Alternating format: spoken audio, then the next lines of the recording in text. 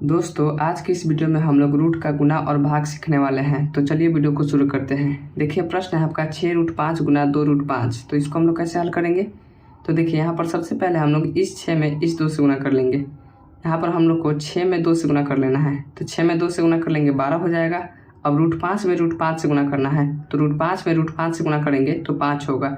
जब दो समान संख्या रूट में हो और उसका हम लोग आपस में गुना करें तो उसमें से एक संख्या आपका बाहर निकल जाता है।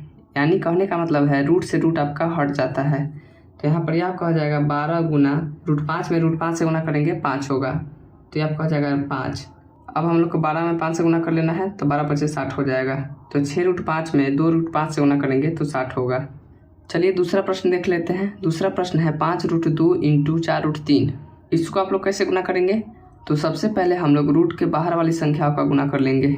तो यहाँ पर है रूट के बाहर 5 और यहाँ पर है रूट के बाहर 4। तो 5 में हम लोग 4 से गुना कर लेंगे। 5 में 4 से गुना करेंगे तो 5 में 4 से गुना करेंगे तो 20 होगा। 20 गुना का साइन दीजिए। अब आपको करना क्या है, √2 में √3 से गुना करना है। यहाँ पर √2 है और यहाँ पर √3 है, असमान है। रूट के अंदर असमान संख्या है। यदि यहाँ पर √2 है और यहाँ पर भी √2 होता तो √2 में √2 से गुना करते तो यहाँ पर सिर्फ 2 होता है।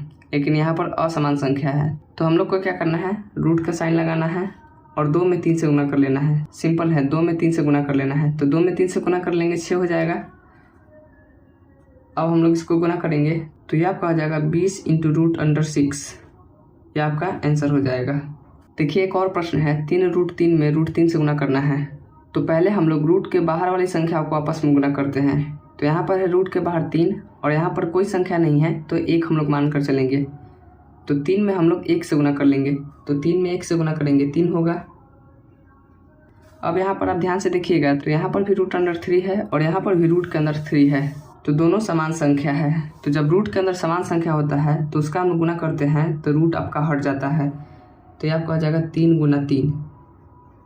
3 में 3 से गुना कर लेंगे 9 हो जाएगा। तो यह आपका आंसर हो जाएगा। तो यह था आपका रूट का गुना। अब चलिए अब हम लोग रूट का भाग सीख लेते हैं। देखिए प्रश्न है आपका √2 में √2 से भाग करना है। तो √2 में √2 से भाग करना है तो इसको आप ऐसे लिख लीजिए √2/√2। अब आप ध्यान से देखिएगा तो √2 से √2 आपका कट जाएगा। √2 से √2 एक बार में कट जाएगा। जैसे यहाँ पर 4/4 आता है तो 4 से 4 आपका एक बार में कट जाता है। उसी प्रकार यहाँ पर √2/√2 है तो √2 से √2 एक बार में कट जाएगा। समझे।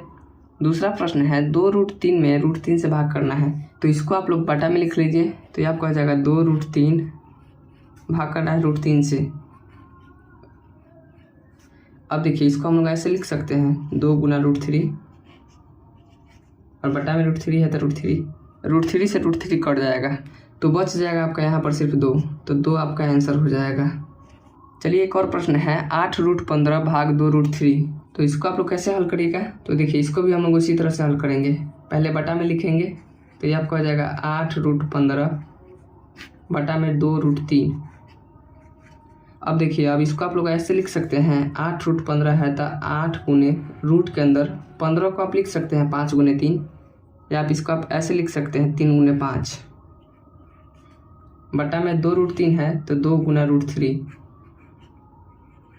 अब इसको आप ऐसे भी लिख सकते हैं। देखिए 8 गुना दोनों पर रूट दे दीजिए। जैसे यहाँ पर √3 गुना में √5।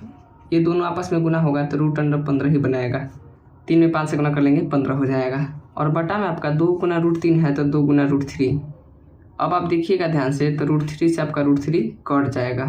तो यहाँ पर बच जाएगा आपका 8 गुने √5। तो 8 गुने √5 8√5 हो जाएगा। और बटा में 2 है तो 2।